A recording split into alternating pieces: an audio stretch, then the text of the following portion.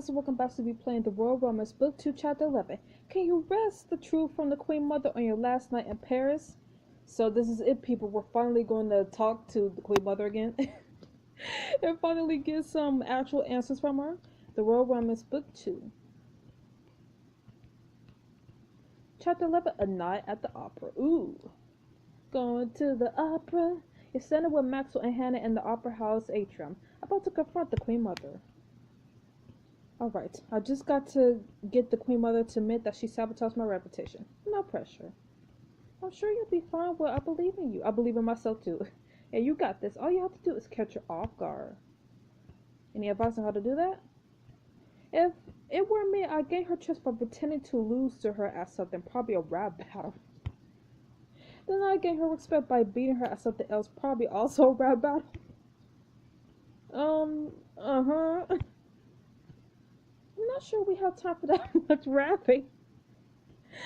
A good call, Hannah. Maybe we try to bring up Bastion and see how she reacts. If she's really working on bringing his name up out of the blue, it may throw her off. She'll know you know. I like that. So that's a note on the rap battles, then no. I'm saying rap battle a lot, aren't I? Drinking game. Every time Maxwell says rap battle, drink.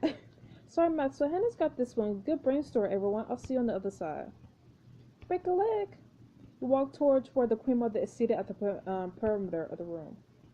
Hello, Your Majesty. You dip into a low curtsy. Lady Will, may I wait with you?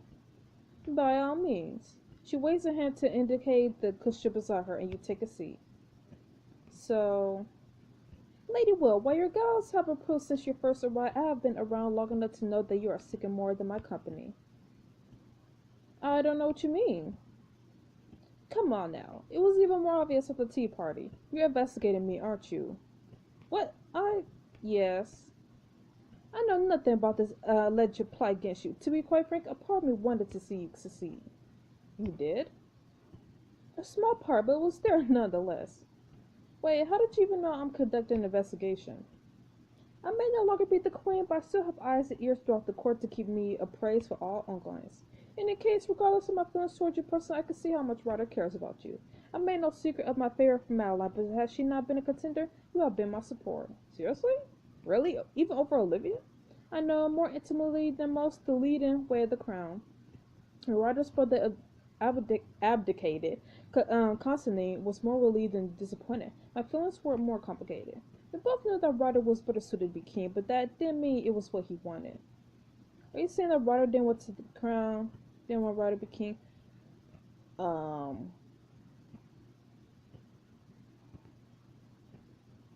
Of course I wanted him to be king, but Ryder and his brother have one thing in common: is hopeless romanticism. I feared that he might follow the same path, leaving the throne without a direct heir if he weren't appeased in some way. So what do you mean? I mean you. Lady Will, Ryder tries to be stalked, but I saw the way his eyes lit up when he entered the room. Then why did you favor Madeline? To be practical, Lady Will, my utmost responsibility is to Cordonia, not to Ryder or to you. If it's about responsibility over family, why did you choose your own cousin's daughter? It's true that Madeline is my kin, but that is hardly why I supported her. Who would you have chosen? A foreign newcomer just learning the ways to court a governess, or a woman born and bred for the world? However, compromise is one of the Regency's best tools. Your scandal provided an opportunity to teach Ryder that lesson. That is why I pushed him to accept the arrangement that Madeline has proposed. You mean that Madeline might have Ryder's alliance and the crown, and that you might have Ryder. In exchange for making the decision to prioritize his kingdom, I would do what I could to bring you back to court and to him. So you are the reason I was allowed back at court? Surely you thought it was strange that you were tossed out one moment and welcomed back the next. That was my job. Perhaps you ought to be thanking me rather than questioning my motives. Wait, one last thing. Your Majesty, can you call Bastion for me? I saw someone suspicious outside. I have a message for Ryder. What? You're just mentioning this now? What did you see? There was a man wearing all black circling the opera house and a car with tinted windows across the street. That seems perfectly mundane, but one can never be too careful. I have my guards look into it. Your guards? I really think it should be Bastion. My personal guard is perfectly equipped to deal with the situation, not to mention far more likely to do as I say. She doesn't seem affected by the mention of Bastion at all. The fact of the matter is, Bastion has always been closer to my husband than he has to me. Okay. Really, did something happen between you two? Sweet, isn't your lackey? Something happened between you two? She takes a moment to choose her words, smoothing her skirt while she thinks. He was very loyal to brother's late mother, although he's been respectful to me since Constantine and I married. I don't believe I measure up to my predecessor in his eyes. She lost herself a worried smile. So you can't get Bastion odors? I can't, but I won't waste his time on a non-essential matter like this. Honestly, I tried to avoid making requests of him. Oh. In any case, I have my own guards and servants to carry out my wishes. Speaking of which, a staff member in a formal black suit approaches the former queen and bows. That will be my escort to take my box. I'm afraid I must make my leave for you. The staff member holds her on the arm and she grasps it. Right from her seat, she turns back towards you. Lady Will. Yes. I can't say how this will all play out in the end, but I hope you find the answers you seek. Thank you, Your Majesty. She has her one set of stairs towards a wing of private boxes. You recall that Ryder is waiting for you in box 5, and help another set of stairs to meet him. Whew, that was a lot to take in, people. Ryder holds the curtains of his private box aside so you can enter. Ooh, looking nice. Lady Will, it's always a delight to see you. I'm not so sure about that. I have some bad news. He studies your face intently, his smile fading. What happened? Did you speak to Regina? Yeah, she wasn't the one who hired Bastion. You're sure?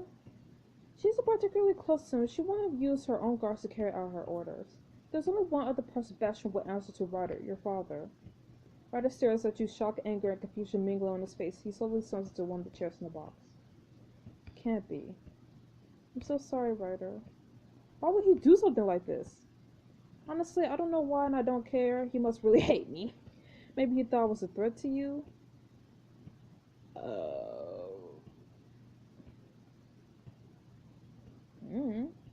Maybe I'm a threat? You a threat? You've been my rock throughout all of this. From the first day I met you, you've been an inspiration. My father should have been able to see that. Apparently he's not the man I thought he was. So what should we do? We need to speak to him alone, to tell him what you know and find out what his plans are. Is he here tonight? No, unfortunately not. He might not be keen more, but he still has social and political obligations that keep him busy. We might have to bide our time for a little while, but as soon as we get any chance to confront him in private, we'll take it. Ryder nods. He slowly rises to look over the edge of the box, taking in the audience below. Maybe it's a good thing I'm stuck here for the rest of the night. I don't know what I'd do with myself without distraction. Ryder, are you going to be okay? He opens his mouth and hesitates. I have so many questions for my father, but Will. All that matters to me is that you're safe. We're one step closer to unraveling this scheme against you. Are you sure? I am, and I know that will be easier for both of us once we have some answers. The opera house light flickers on and off. Ryder smiles briefly. But I will have to wait for now. The show's about to begin. I know I should go find my seat, but I don't like leaving you. Nope, let's leave. I would rather sit with Hannah. Well, you can always stay here. I would rather sit with Hannah. He sweeps his hand towards a luxurious booth around you. We have all to ourselves since this is a private box. We are guaranteed not to be disturbed. Adeline's coming? She's indisposed tonight. There was an issue with our travel arrangements, and she insists on taking care of her herself. Well, I would hate to leave you here all alone. Indeed, I don't know quite what I would do with myself. Wait, are you inviting me to watch the show with you or something else? He smiles at you, his gaze lingering on your face. That decision rests in your hands, but to tell you the truth, all I've been able to think about lately is spending some alone time with you. Well, too bad! I should go to my seat. People will start to wonder where I am. Of course, I understand. He gives you a wistful smile. I hope you enjoy the opera, Lady Will. Me too. If the music is half as beautiful as you are, it's sure to be a wonderful performance. Dang, you got the words. You make your way down the orchestra level of the opera house and see Hannah Maxwell eagerly wave over to you. There you are. I thought you were going to miss the opening. She passed the empty seat between her and Maxwell. You sit down just as the curtains on the stage part and the opera begin. Partway through the first set, as the princess stage approaches the home of a sorcerer, Maxwell turns to whisper to you. So what do you think? I love it. It'll be better as a hip-hop opera. What? Who can focus on an opera at a time like this? It's awesome. The soprano, talk about range. She's amazing. Although the plot's kind of strange. Yeah, that's a magic flute for you. You seen it before? Believe it or not, Bertrand has a thing for opera. Oh, I can believe it. We used to play recordings of this one when we were growing up. I promise you, the plot's only going to get weirder. The next couple hours go by quickly, your mind churning with everything you discover since the engagement tour began. And what feels like no time at all, the opera draws so close. You follow out of the theater and back to the atrium. The Opera House atrium is alive with activity. Servers buzz about, holding trays laden with wine and champagne. You and Hannah Max cluster at the base of the stairs. Olivia Lotus nearby. That was amazing! I'm feeling so inspired. I'm going to write a breakdance opera. It'll be my magnum opus. If anyone can successfully compose and choreograph a breakdance opera, it's Maxwell Beaumont. Thanks, Will. Am I the only one who found the show highly disappointing? Mozart has always been too subdued for my taste. I much prefer Wagner or Puccini. They really know how to compose tragic stories of ill-fated couples and bloodshed. That's grim. I would have expected a beheading at least. A beheading definitely will spice things up. I'll jot that down. Keep the ideas coming. At least the venue has charm. Did you know that this building is modeled after an ancient of Rocky's castle? Yep. Once I stepped inside, I already knew. Wow, I thought it had an evil vibe. I want to say that, but no, I want to piss her off. The agriculture is lovely. House of Rockies is known for a striking and impenetrable construction. It's a very faithful copy, though they left out the fighting pit. Shame. Oh, fighting pit, that could be the backdrop for the final breakdance. Well, I love the show. I wish it could have lasted forever. The last aria was absolutely divine. Forever? But aren't you excited for the court to go to Shanghai too? We're going to Shanghai! What? So excited! What? We're doing what? Oh, right, Bertrand told me to mention that. Hey, Will, we're going to Shanghai tomorrow. Yes, we're going to Shanghai, China. We're actually going to visit my family there. It's a bit last minute, but my father arranged for us to spend time with him. Really? I'm going to meet your dad? We're meeting the parents. I'm not sure whether to be disgusted by your lack of preparation or impressed by the success you had in spite of it. Thanks. Don't be bothered. I've settled on it. That figures. I'm officially growing bored of this conversation. See you, China, I suppose. As Livy departs, Drake approaches, drink in hand. Hey, where you been? Finally, she's gone. Drake, I didn't know you were here. Where were you in the audience? I wasn't. There's no way I was going to sit through that. I'm just here for free drinks. Me too. He raises his glasses, making a toast and takes a sip. Drake, does that mean you were just sitting out in the limo for the last 3 hours waiting for Olivia to like? Were you in the limo? What? No, I was just, walking around and stuff. Walking around the opera house? Neither seen nor heard.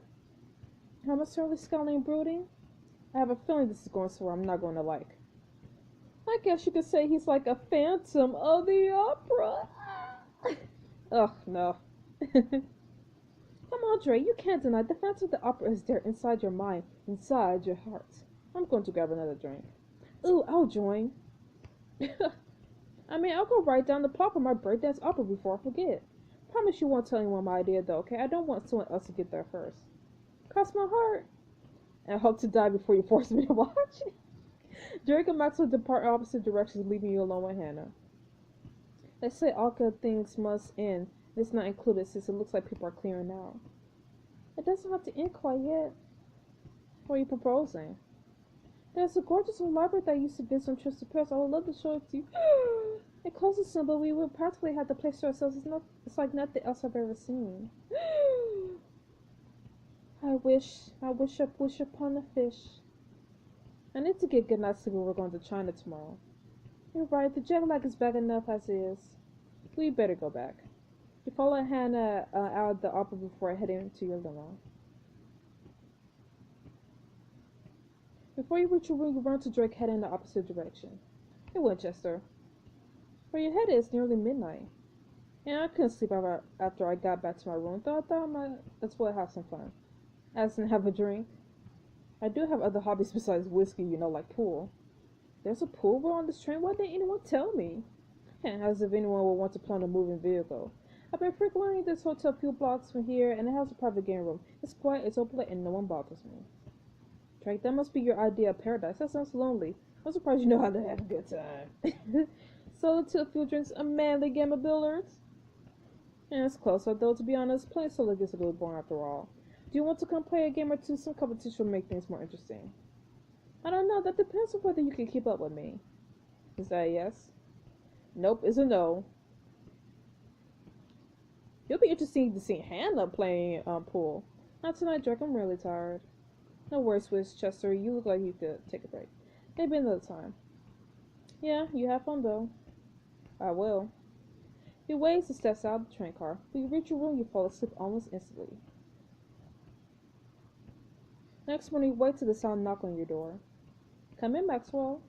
The door slides open. How did you know it was me? Your waking me up on trains has become something of a tradition. I just wanted to make sure you're ready to head to the airport.